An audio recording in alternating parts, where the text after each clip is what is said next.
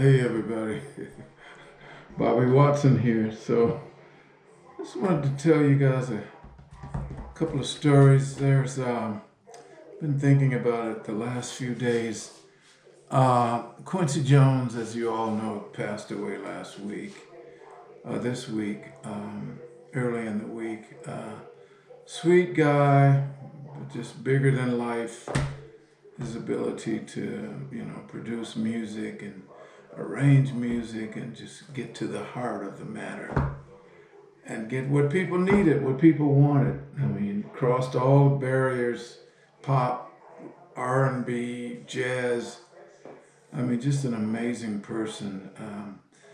So I was lucky to have a chance to work with Quincy in the recording studio. I actually recommended to our management that Rufus get in touch with Quincy for our album, Master Jam, because he was in the same building as our managers downstairs at Quincy Jones' office, and we're upstairs. And I said, "Hey, Quincy's right there.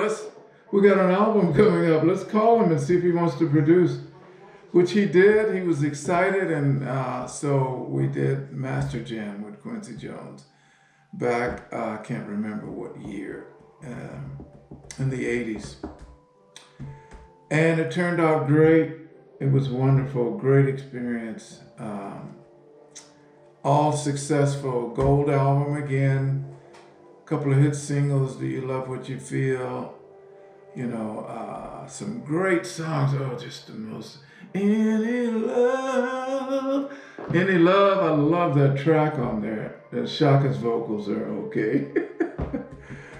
So then as a result, Quincy really liked how myself, John Robinson, and Hawk, the Rufus rhythm section, sounded when we were recording. Didn't start off like that, but it ended up, when we cut tracks, it ended up feeling good and sounding good. So Quincy subsequently got in the position to do Michael Jackson's first album. I don't know how it happened. They talked and they worked it out. So Quincy ended up doing Michael Jackson's first solo album, Off the Wall. And for some reason, he called us to cut the first tracks. Me and Hawk and John, as well as Marlo Henderson on guitar, David Williams on guitar. Rod Temperton was there. He wrote the songs.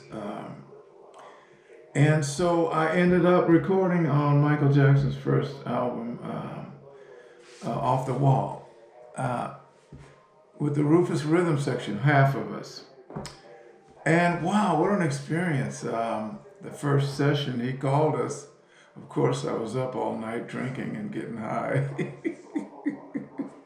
Sorry if anybody from my church is watching this. This is from the old days, okay? I've changed now. So I came in 10 o'clock, hungover, and what am I doing here? I got my bass, yeah, okay. So they had 3 songs. Gotta leave that 9 to 5 up on the shelf and just enjoy yourself. That was one of them. The other one was Rock With You, which I ended up, they kept my bass on that. And there was a third song, I can't remember the name of it. I'll have to look it up. But I played on 3 songs. John, Hawk, and I played on 3 songs that day with Rod Temperton. Bruce, Quincy, Rod, me, John, Hawk, David Williams, and Marlo Henderson. We were the people in the studio that day. And God, it was fun. After I got over my hangover and ate a little bit of lunch, things picked up and we started to groove on the tracks. And I love that song. Gotta leave that 9 to 5 up on the shelf. But they took my bass off. I found out that Quincy has a habit of recording multiple instruments on each song so he could have choices. He was really experimenting and delving into trying to make the songs chart worthy. It was in his head. He says, all the stuff I want to do I don't want to do them bluesy or funky or this. I want them to fit in the pop world because I want these things to sell. And he was serious about that. That's something I actually learned from Quincy and took over to when I started to produce Renee and Angela. When I started to work with them, I took that. Let's focus on that chart and see if we can make songs or the arrange the songs so that they fit with what's going on with the top 10 songs that are out selling and playing. And so we recorded, and we recorded a few tracks, and then another little side story. On a break, Marlo and I went out, Marlo Henderson, guitar player, we went out front, and it was just to take a cigarette break out front, and I had a little black Ferrari that I bought from this guy, just an old beat up Ferrari. It wasn't shiny and waxed and clean. It was just old, like kind of like a clunker. But it was a Ferrari, and it was a V12, six two-barrel carburetors. It was really fast. And it's just like a junk car, but I love that thing. And Marlo was smoking a cigarette. He said, "Bobby, come here." And I said, "What's up, Marlo?" He said, "Did you see this?" And he pointed down. And I looked at my Ferrari, and right where the wheel well was, there was a rag sticking out of the out of the bumper, where the bumper and the well that covers the wheel. And he reached down and pulled the rag out. It was all greasy. And it was the guy that worked on my car, Italian guy, and out in the valley, out there in Van Nuys. He was just an old dude who just worked on. He knew the Ferraris. He fixed everything. He could work on the engines and the transmissions and all that stuff. But he wasn't exactly a clean. So I had one of his towels stuck in my wheel well. Marlo reminded me. Oh, we had a big laugh about that. Then went back in, cut some more tracks. The day's over. The next day, I didn't get a call back, but I found out that Quincy really loved the tracks, and that he was going to call us back for some more sessions later on in the month. And then I did go back and record with Quincy a second time. This time was just me and John Robinson and Greg Fillinganes, just a trio. And these were not songs for Michael Jackson. These were songs for other people that Quincy was producing. We were cutting tracks for James Ingram, and Patty Austin used one of the songs. I'm on her album. I'm playing bass on one of her songs. And also, I played the bass on the song of James Ingram, Just Once. Just Once. That was a beautiful ballad. It's a big hit for James. I played the original bass on there, but later on when I saw Bruce Swedin, the engineer, he said, "Bobby," he said, "man, we loved your bass, but it kept making the track sound and feel like a Barry White track." And Quincy was headed for that pop thing. So Greg Fillinganes did a synth bass to replace my original bass on Just Once.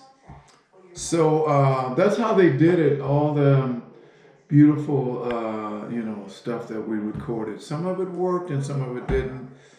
And it wasn't because we weren't playing good. It's just the songs were headed for that top of the chart vibe, and that's what Quincy was after. So, and one more short story. Bruce told me about Quincy. Oh no, Quincy told us this story about Michael Jackson. We never got to meet Michael because we recorded in the daytime, and he came at night, so he was not at our session. We did not get to meet him in person, but Bruce told me that at the end of the session one day, Michael finished his vocals and Quincy said, "Oh, I'm going home, I need a ride." So Michael said, I'll take you. And Michael, excuse me, had this brand new Rolls Royce, Silver Cloud or whatever it was. Beautiful car, blue, Silver Cloud out in the, Alan Zent's recording parking lot. And Michael said, come on, Q, I'll take you home. So Quincy and Michael got in this Rolls Royce, and Michael could drive. So they pulled out the driveway and they turned right. Alan Zent's is right near Santa Monica, between Santa Monica and Melrose, and La Brea and whatever that other street is over there. I can't remember. So they pulled out of the driveway. They went up to Santa Monica, and Quincy lived in Beverly Hills, or Bel Air, which is that way. And Michael turned right on Santa Monica and went down to, I forget the name of the street, and then turned right again and went down to Melrose and turned right again and then went down to La Brea and turned right again and went up to Santa Monica. And Quincy said, Michael, do you know where you're going? Do you know where you're going? He said, yeah, I'm taking you home. Quincy said, let me out. And he got out at Santa Monica, La Brea, and walked back over to Alan Zent's, which was close, and called a taxi. They didn't have Uber back then. He called a taxi and got home. But Michael, that's my Michael Jackson story about him taking Quincy home in the Rolls Royce and making a square. Rock With You. That song, I ended up on there. And Rock With You was just a little track that we did, just trying to get a groove. And Quincy walked out and helped John make up that little intro on there. And then once we got that intro, because we were playing around a little bit and it was starting to come, but it wasn't quite there. And so when John did that intro, everybody was like, whoa, yeah. And then boom, boom. Then the magic came from out of somewhere. It just came and hit everybody in the room because it locked up and it felt pretty good. And there was no overdubs or anything. That whole take was kind of what everybody played. They kept everything. So I was glad about that. I made it on the one tune. I didn't get on the other tune. The woman, the lady is mine or something. There's another tune with the word lady in it. I'll look it up. And then also leave that 9 to 5 up on the shelf. I think that's called Off the Wall. That track is called Off the Wall.